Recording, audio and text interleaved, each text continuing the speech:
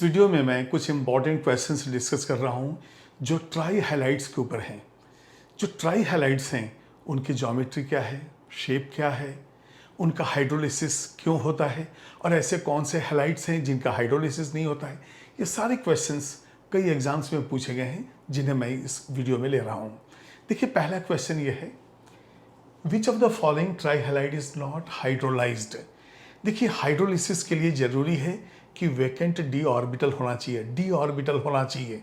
जब हम NF3 लेते हैं तो न तो नाइट्रोजन में डी ऑर्बिटल है और ना ही फ्लोरीन में है, क्योंकि जब डी ऑर्बिटल होगा तभी तो लोन पेयर ऑफ इलेक्ट्रॉन जो है वाटर से लेगा। और मैंने मैकेनिज्म में आपको बताया भी है कि NCl3 और PCl3 में किस तरह से जो है हाइड्रोलिसिस होता है।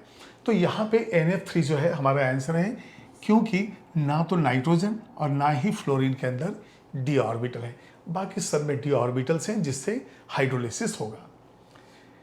यहाँ पे विच of the following exceeds octet rule. अभी देखिए 5, ये देखिए ये जो है हमारे पास 5 + 3 8 हो गया, ये 5 + 3 8 हो गया, यहाँ पे 5 + 5 10 हो गया और यहाँ पे 8 ही है।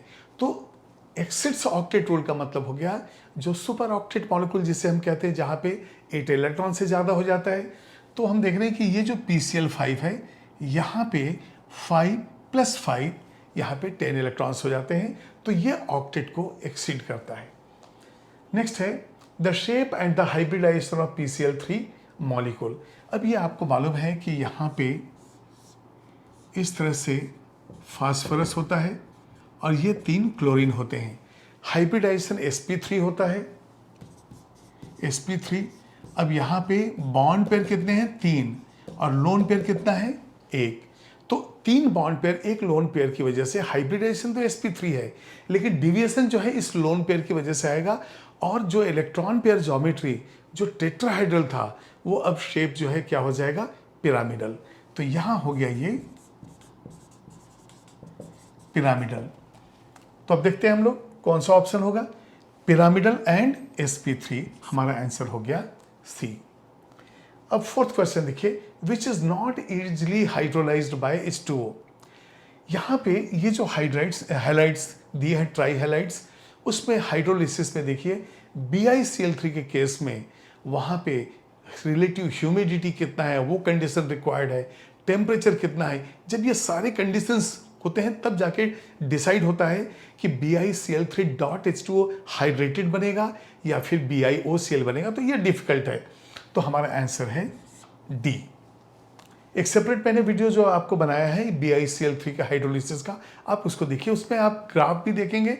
एक कंडीशन है रिलेटिव ह्यूमिडिटी का और टेम्परेचर का, जो डिसाइड करता है इंटरमीडिएट प्रोडक्ट क्या होगा और फाइनल प्रोडक्ट क्या होगा। Next question, which of the following is hydrolysed very easily. जो पहला NCl3 ऑप्शन मुझे नजर आ रहा है, ये सबसे पहले हाइड्रोलाइज होता है। और NCl3 जो है ये कैसा है, बेसिक है, इसलिए अमोनिया इसके अंदर बनता है। तो हमारा आंसर है A। अब यहाँ पे देखिए आप,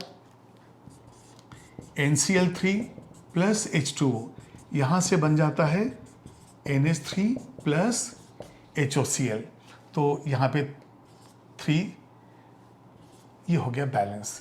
तो अमोनिया जो है और HOCl हाइपोक्लोरस एसिड।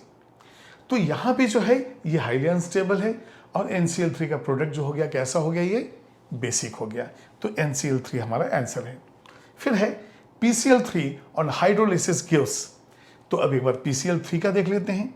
यदि हमने लिया PCl3 + H2O, अब ये जो PCl3 है ये वैकेंट डी ऑर्बिटल की वजह से ये लीविस एसिड के जैसा काम करता है और वाटर मॉलिक्यूल्स का जो है लोन पेयर ये एक्सेप्ट करता है।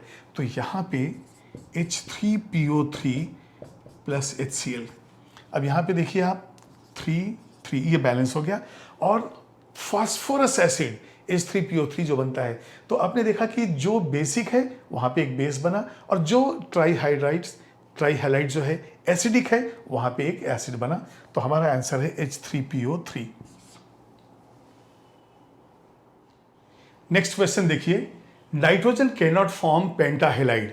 नाइट्रोजन के बारे में हम जानते हैं कि ओनली 2 ऑर्बिट है और पेंटाहेलाइड के लिए हाइब्रिडाइजेशन क्या होना चाहिए, sp3d। लेकिन यहाँ पे डी ऑर्बिटल है ही नहीं, इसलिए नाइट्रोजन पेंटाहाइलाइड नहीं बनाने का मेन रीजन है there is no d orbital. क्यों? क्योंकि हम जानते हैं sp3d चाहिए हमें और नाइट्रोजन के अंदर सिर्फ 2 ऑर्बिट है, तो nitrogen atom has no vacant orbital in the valence shell. ये हमारा आंसर हो जाएगा। बाकी सारे पॉइंट जो है इस पेंटाहाइलाइड से रिलेटेड नहीं है। विच of the following is explosive? Just अभी एक क्वेश्चन में हमने देखा है कि NCl3 जो है ये हाईली अनस्टेबल होता है और ये एक्सप्लोसिव है, और जब ये एक्सप्लोड करता है तो क्या बनता है? ये देखिए NCl3 है, यहाँ से बनेगा N2 प्लस 3Cl2, इस तरह से जो है ये एक्सप्लोड हो जाता है। अब आप देखिए नेक्स्ट क्वेश्चन है PCl3 is prepared by the action of Cl2 on. जब हम PCl3 बनाना चाहते हैं तो हमें लेना पड़ेगा व्हाइट फास्फोरस, क्योंकि ये हाईली रिएक्टिव है, और इसके बाद क्लोरीन का इसके ऊपर एक्शन होगा।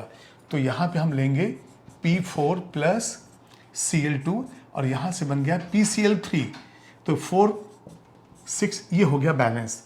तो फास्फोरस क्लोरीन के बीच का रिएक्शन जो है PCl3 देगा। उसके बाद है विच of the following is not correct? हमें रॉन्ग स्टेटमेंट ढूंढना है। तो पहला है hydrolysis of NCl3 gives NH3 and HOCl। तो अब देखते हैं हम लोग, यदि NCl3 लें H2O है तो यहाँ से जो प्रोडक्ट होता है वो बनता है NH3 plus hypochlorous acid HOCl। तो यहाँ पे 3 3 3 6 यस बैलेंस। और जैसे कि पहले पिछले क्वेश्चन में मैंने बताया था कि ये NCl3 जो है वो बेसिक इन नेचर, इसलिए एक बेस बनता है। तो हम देख रहे हैं कि फर्स्ट वन तो करेक्ट आंसर है, लेकिन ये हमारा मतलब करेक्ट स्टेटमेंट है, लेकिन हमारा आंसर कौन सा होगा? जो रॉन्ग स्टेटमेंट होगा। NH3 is less stable than PH3, yes we got this. ये हमारा जो है रॉन्ग स्टेटमेंट है, क्योंकि अमोनिया की स्टेबिलिटी जो है वो हाइड्रोजन बॉन्ड की वजह से और ज़्यादा हो जाती है, और स्टेबिलिटी जो है NH3 से BiH3 तक डिक्रीज होता है। तो ये रॉन्ग स्टेटमेंट है, लेकिन फिर भी हम ये दो को भी चेक करेंगे आखिर क्या है। Hydrolysis of BiCl3 gives pearl white. Pearl white क्या है? BiOCl। तो अब यहाँ पे हम देखेंगे ये है BiCl3 प्लस H2O, और यहाँ से हमें मिलेगा BiOCl एंड प्लस 2HCl। ये BiOCl ही जो है पर्ल वाइट, यही है हमारा बिस्मिथाइल क्लोराइड या पर्ल वाइट, लेकिन पर्ल एस K2CO3। मैंने आपको पिछले वीडियो में बताया है कि पर्ल वर्ड दोनों से रिलेटेड है, लेकिन ये पर्ल ऐश है, एक पर्ल वाइट है। तो ये भी स्टेटमेंट सही है। तो रॉन्ग स्टेटमेंट जो है वो 10th है, 10th क्वेश्चन का बी है। तो हमारा आंसर हो गया B. Question number 11, which of the following trihalide gives unique product on hydrolysis? अभी देखिए 4 ऑप्शंस दिए हैं, तो हम एक काम करते हैं, चारों जो ऑप्शंस हैं उनके हाइड्रोलिसिस प्रोडक्ट ले लेते हैं और फिर डिसाइड करते हैं कि यूनिक आखिर है क्या। कोई एक ऐसा है जो बिल्कुल ऑड टाइप का जो है रिएक्शन दे रहा है और बाकी सब में कॉमन कुछ ना कुछ होगा। तो हम लोग यहाँ पे हाइड्रोलिसिस का लेंगे। ये देखिए NCl3 प्लस H2O, यहाँ पे मिलता है हमें NH3 प्लस HOCl, और यहाँ पे हम 3 ले लेंगे, इस तरह से ये बैलेंस होगा। यदि हम लेते हैं PCl3 तो प्रोडक्ट होगा H3PO3 एंड प्लस HCl। यहाँ पे देखिए फास्फोरस हो गया बैलेंस, 3 है, तो यहाँ पे ये भी बैलेंस हो गया, 3 क्लोरीन हो गया बैलेंस, 6 हाइड्रोजन। इसी तरह से यदि हम आर्सेनिक का ले लेते हैं तो ASCl3 प्लस 3H2O। अब देखिए NCl3 में अमोनिया बना है, इसके बाद यहाँ पे HOCl, लेकिन यहाँ पे HCl बना, बाकी और में देखते हैं क्या है। तो आर्सेनिक से है बन जाएगा H3ASO3 प्लस 3HCl। इसके बाद इसमें देखिए कहीं SbCl3 भी आ रहा है, तो हम उसका भी लिख लेते हैं। तो चारों ही जो है यहाँ पे हम लिख लेते हैं। तो आर्सेनिक हो गया, इसके बाद हम ले लेंगे एंटीमनी भी ले लेंगे SbCl3, क्योंकि ये क्वेश्चन लगता है इसी से रिलेटेड है। तो यहाँ पे ये हो जाएगा SbOCl प्लस 2HCl, ये 2 नहीं है, इस तरह से हो जाएगा। इसके बाद BiCl3 में भी इसी टाइप से BiOCl एंड प्लस 2HCl। तो ये जो है हमने पूरे पांचों हैलाइड्स जो हैं उसके हाइड्रोलिसिस प्रोडक्ट लिखे। अब यहाँ पे बताना है यूनिक प्रोडक्ट क्या है, तो देखते हैं कॉमन क्या है। HCl, HCl, HCl, HClO, HOCl, तो ये अनकॉमन हो गया ये प्रोडक्ट। तो NCl3 जो है वो यूनिक प्रोडक्ट देता है, क्योंकि बाकी सब में कॉमन HCl है, तो यूनिक HOCl, तो ये हो जाएगा आंसर आपका A। Which of the following is most stable. अब हमने देखा है कि यहाँ ये सब पूरे वाटर के साथ रिएक्ट कर रहे हैं, हाइड्रोलिसिस हो रहा है, तो इसका मतलब ये तो रिएक्टिव है। और यदि हम देखते हैं NF3 है यहाँ, यस NF3, तो ना तो नाइट्रोजन के अंदर d ऑर्बिटल है और ना ही फ्लोरीन के अंदर d ऑर्बिटल है, तो NF3 का हाइड्रोलिसिस नहीं होगा।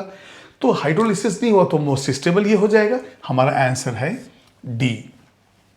The trihalide which forms oxocation. अब ये देखिए, सबसे पहले ऑक्सो का मतलब हो गया उस आयन के अंदर ऑक्सीजन होना चाहिए। देखते हैं हम लोग, यहाँ भी है, यहाँ भी है, तो सभी जगह ऐसा लग रहा है। तो अब एक काम करते हैं, देखते हैं कि कौन कौन से आयन बनते हैं।